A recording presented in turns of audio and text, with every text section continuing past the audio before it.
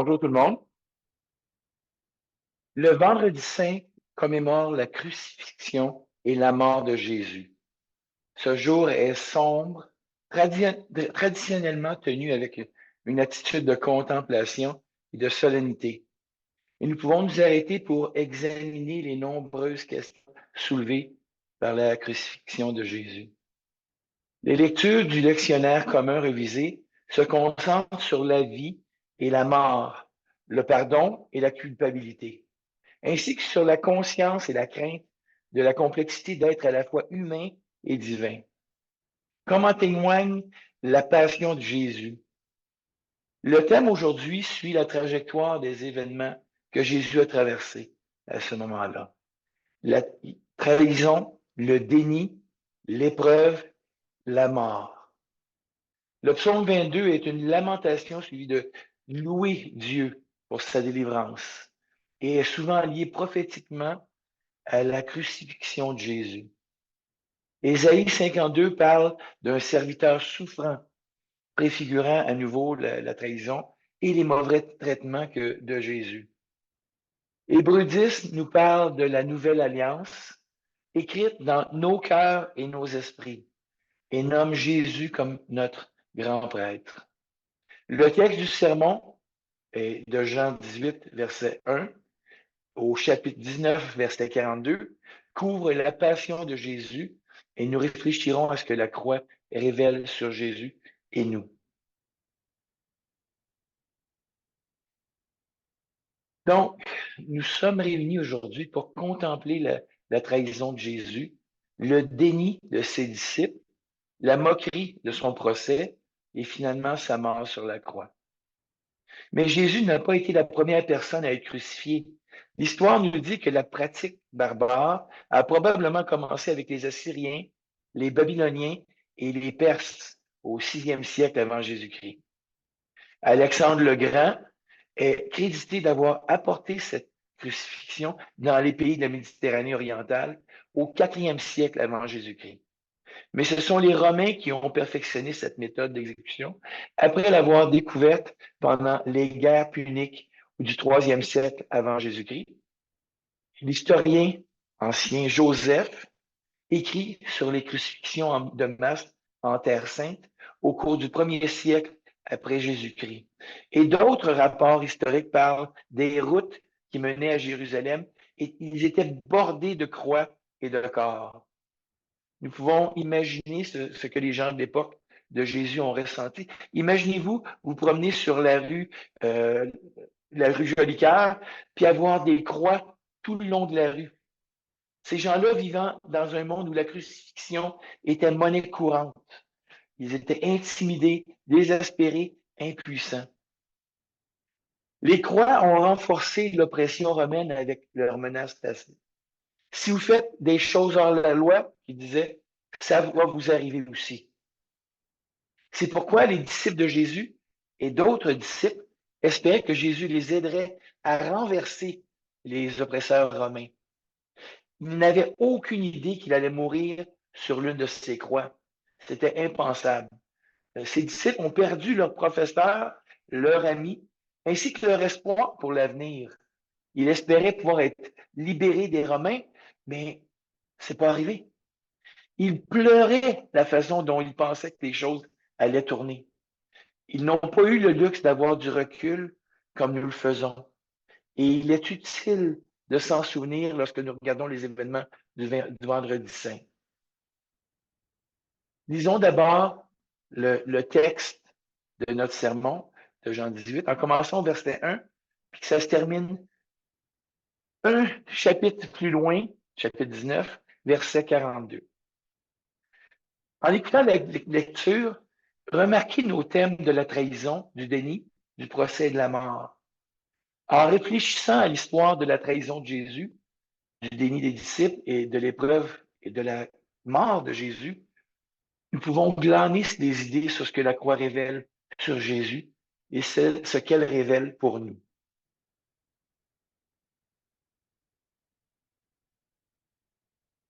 Après avoir dit ces paroles, Jésus alla avec ses disciples de l'autre côté du torrent du Cédron, où se trouvait un jardin.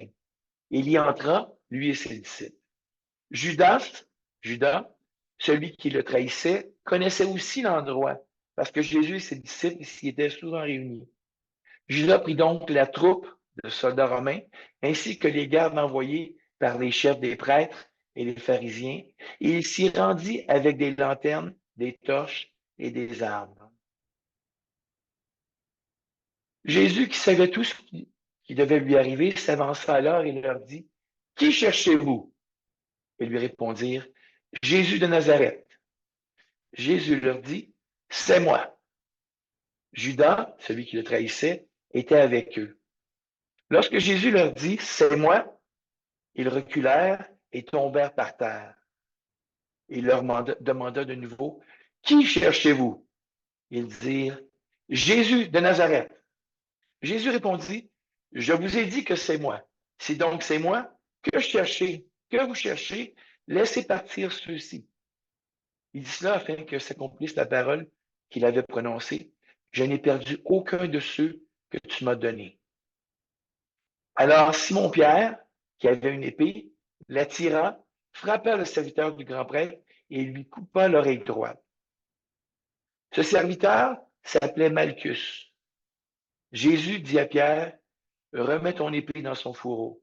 Ne boirai-je pas la coupe que le Père m'a donnée à boire? » La troupe, le commandant et les gardes des Juifs s'emparèrent alors de Jésus et l'attachèrent. Ils l'amenèrent d'abord chez Anne, car il était le beau-père de Caïphe, qui était grand prêtre cette année-là. Or, Caïphe était celui qui avait donné ce conseil aux Juifs. Il vaut mieux qu'un seul homme meure pour le peuple. Simon-Pierre et un autre disciple suivaient Jésus.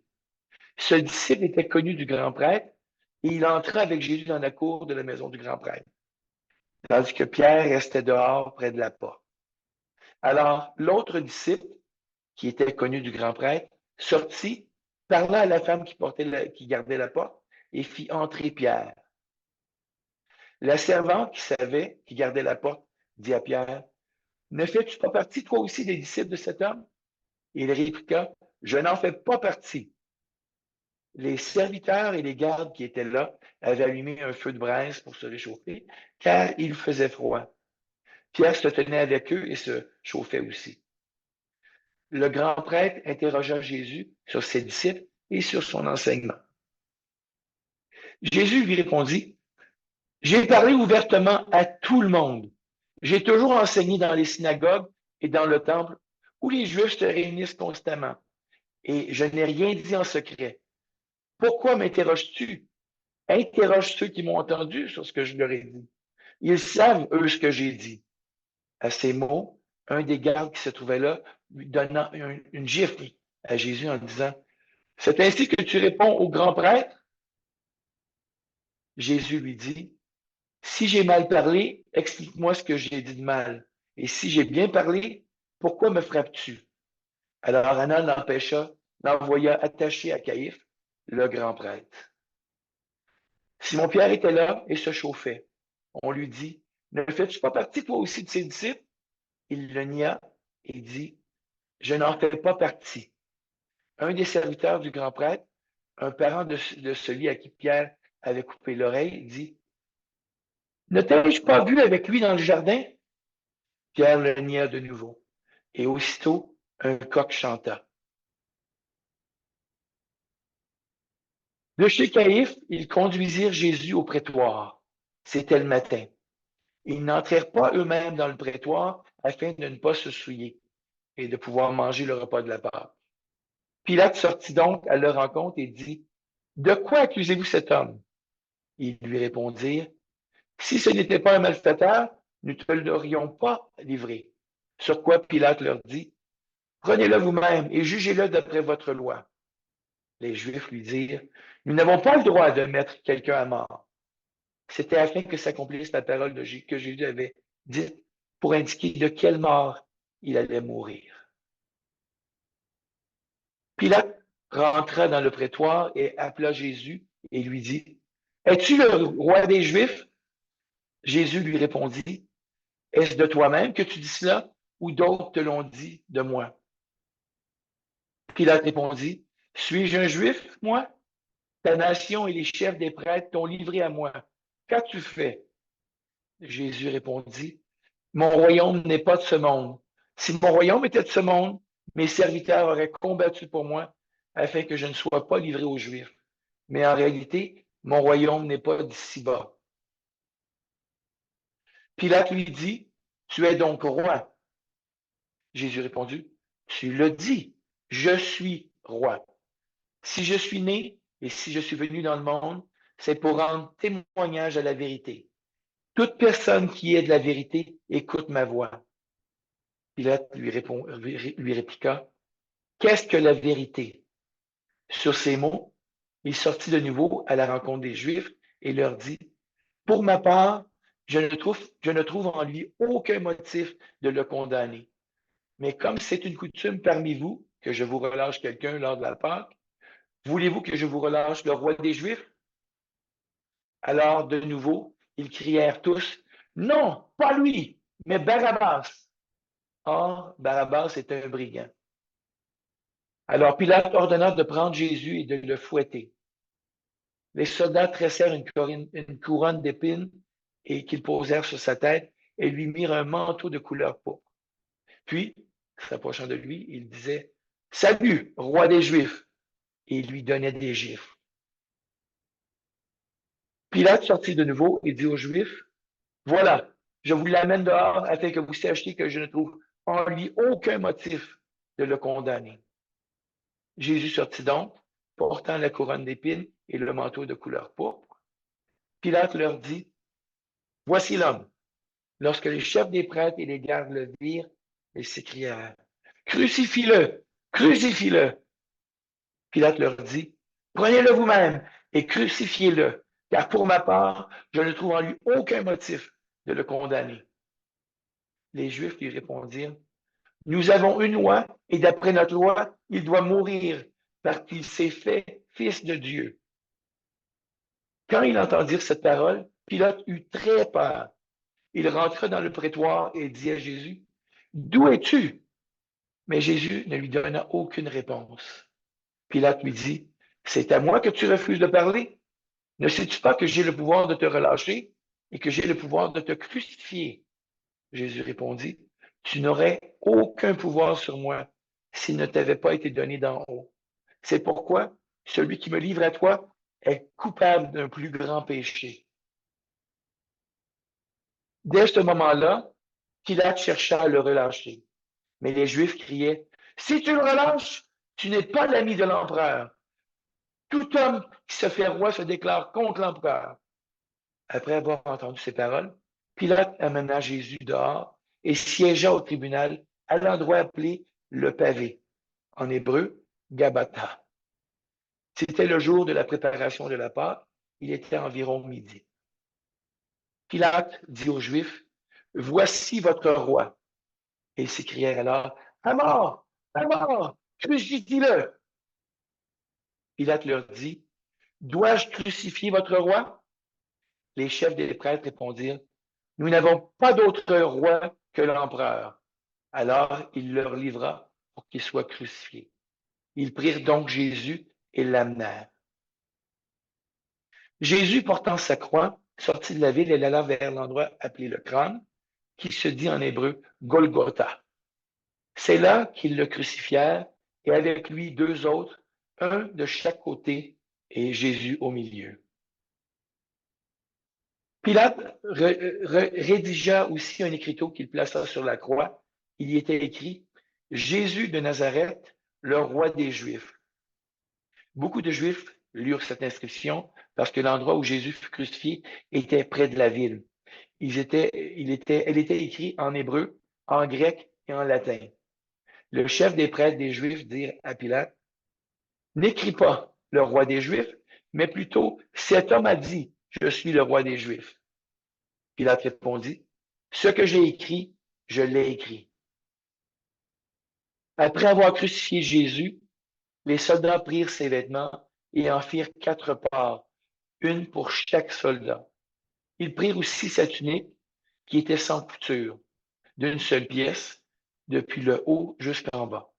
Ils se dirent entre eux, ne la déchirons pas, mais tirons au sort pour savoir à qui elle sera. C'est ainsi que s'accomplit cette parole de l'Écriture. Ils se sont partagés mes vêtements et ils ont tiré au sort mon habit. Voilà ce que firent les soldats. Près de la croix de Jésus se tenait sa mère, la sœur de sa mère, Marie, la femme de Clopas, et Marie de Magdala. Jésus vit sa mère et près d'elle le disciple qu'il aimait. Il dit à sa mère, Femme, voici ton fils. Puis il dit au disciple, Voici ta mère. Dès ce moment, le disciple l'a pris chez lui. Après cela, Jésus, qui savait que tout était déjà accompli, dit enfin que l'Écriture se réalise pleinement. J'ai soif. Il y avait là un vase plein de vinaigre. Les soldats en remplirent une éponge, la fixèrent à une branche d'hysope et l'approchèrent de sa bouche. Quand Jésus eut pris le vinaigre, il dit, Tout est accompli. Puis il baissa la tête et rendit l'esprit. C'était la préparation de la Pâque et ce sabbat allait être un jour solennel. Craignant que les corps ne restent en croix pendant le sabbat, les Juifs demandèrent à Pilate qu'on brise les jambes aux crucifiés et qu'on enlève les corps. Les soldats vinrent donc briser les jambes du premier puis du second des condamnés qui avaient été crucifiés avec Jésus. Quand ils s'approchèrent de lui, ils virent qu'il était déjà mort, donc ils ne lui brisèrent pas les jambes. Mais un des soldats lui transperça le côté avec une lance, et aussitôt il en sortit du sang et de l'eau. Celui qui a vu ces choses en rend témoignage, et son témoignage est vrai. Il sait qu'il dit la vérité afin que vous croyiez aussi. En effet, cela est arrivé afin que ce passage de l'Écriture soit accompli. Aucun de ces os ne furent brisés.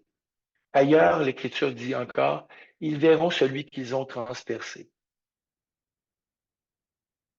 Après cela, Joseph d'Arimathée, qui était disciple de Jésus, mais en secret par crainte des Juifs, des chefs juifs, demanda à Pilate la permission d'enlever le corps de Jésus. Pilate le lui permit. Il vint donc et enleva le corps de Jésus. Nicodème, l'homme qui auparavant était allé trouver Jésus de nuit, vint aussi. Il apportait un mélange d'environ 30 kilos de myrrhe et d'aloès. Ils prirent donc le corps de Jésus et l'enveloppèrent de bandelettes avec les aromates, comme c'est la coutume d'ensevelir chez les Juifs. Or, il y avait un jardin à l'endroit où Jésus avait été crucifié, et dans le jardin, un tombeau neuf où personne encore n'avait été mis. Ce fut là qu'ils déposèrent Jésus parce que c'était la préparation de la Pâque des Juifs et que le tombeau était proche.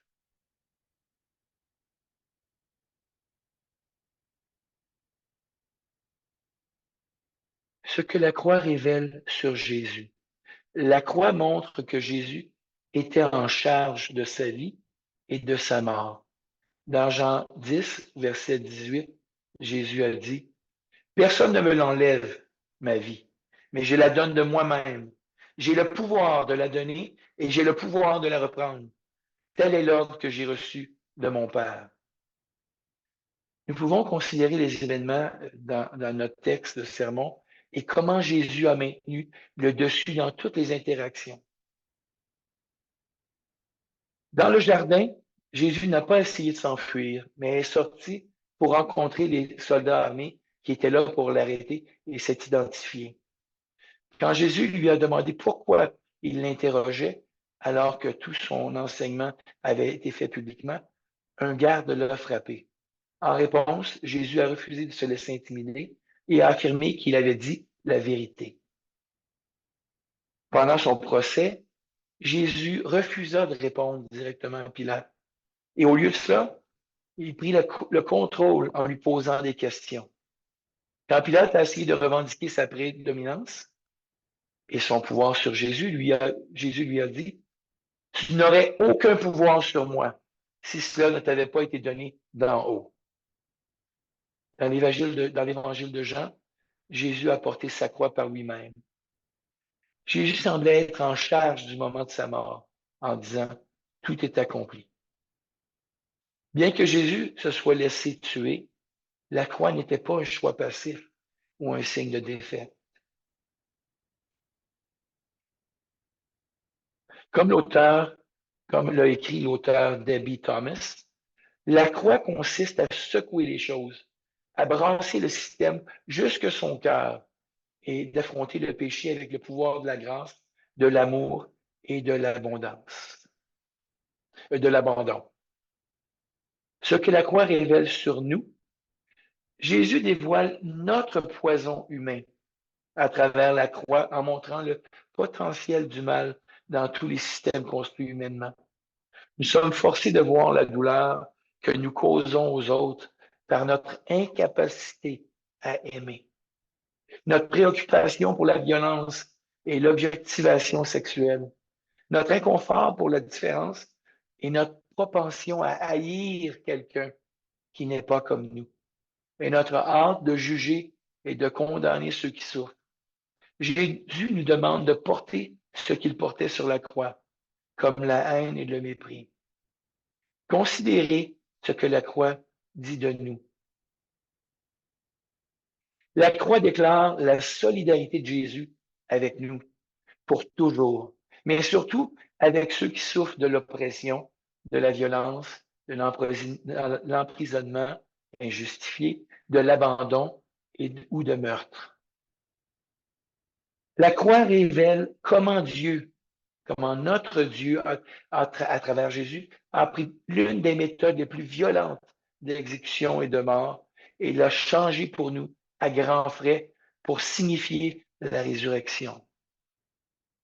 La croix signifie que nous voyons Christ crucifié dans toute sa souffrance et nous répondons en essayant d'aider les autres.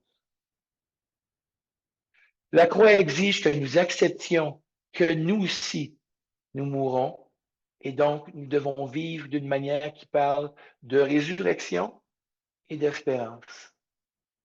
Par son mystère, la croix nous oblige à aimer Dieu et les uns les autres. Le professeur de prédication au Garrett Evangelical Theological Seminary, Jennifer Benjamin Brooks, a écrit: Dieu nous donne le pouvoir de faire face à toutes les circonstances. Jésus, le Dieu Tout-Puissant dans la chair humaine, est notre modèle. Il avait confiance dans le pouvoir de Dieu pour le faire sortir de cette situation de mort, et nous le pouvons aussi. En réfléchissant à ce vendredi saint, nous pouvons voir comment Emmanuel, qui est Dieu avec nous, est illustré dans la croix, et nous offrons notre profonde gratitude à Jésus pour sa solidarité avec nous. Qu'est-ce qu'on fait avec ça? Un appel à l'action. Vérifiez auprès de votre Église catholique locale pour voir si elle offre les stations de la croix, c'est-à-dire des œuvres d'art commémorant la passion de Christ pour la visite publique. Si c'est le cas, envisagez d'aller augmenter votre célébration du Vendredi Saint avec un rappel visuel. C'est tellement extraordinaire de pouvoir regarder puis de pouvoir voir ce que ça a pu être. Si ce n'est pas disponible, vous pouvez toujours consulter les stations de la croix en images sur le web. Vous pouvez aussi envisager d'utiliser Lectio Divina pour lire attentivement une partie du passage sur la Passion de Jésus. Essayez de vous imaginer comme différents personnages dans la scène. Placez-vous dans la scène et comment ils pouvaient se sentir compte tenu de leur position et de leur compréhension de Jésus. On essaie de se mettre à leur place pour pas juste lire les mots, mais comprendre la douleur, la peur, et etc. J'espère que notre papa d'amour va continuer à nous inspirer à devenir de plus en plus comme Jésus, qu'il nous ouvre l'esprit à comprendre l'importance de l'amour du Père qu'il nous a démontré par son Fils d'amour, Jésus, avec le sacrifice qu'il a fait sur la croix. Ce que la croix révèle sur qui Jésus est et ce que la croix révèle sur nous aussi. Qu'on puisse réaliser pleinement que l'amour que nous avons pour lui et pour nos prochains, incluant notre conjoint, nos enfants et tous nos frères et sœurs, qu'ils le sont présentement, nos frères et sœurs, ou qu'ils vont l'être dans le futur, ne vient pas de nous, mais que c'est l'amour de Jésus qui agit en nous par le Saint-Esprit. Qu'on puisse méditer à la résurrection de Jésus, sa signification, et comment son sacrifice est supposé de changer nos vies. Oui, même après 10 ans, 30 ans ou 50 ans dans l'Église, dans son Église, on est tous encore là pour changer. Alors, méditons et écoutons le Seigneur et faisons le premier pas chaque jour pour démontrer son amour pour nos prochains, qui dans le fond sont tous des enfants de Dieu.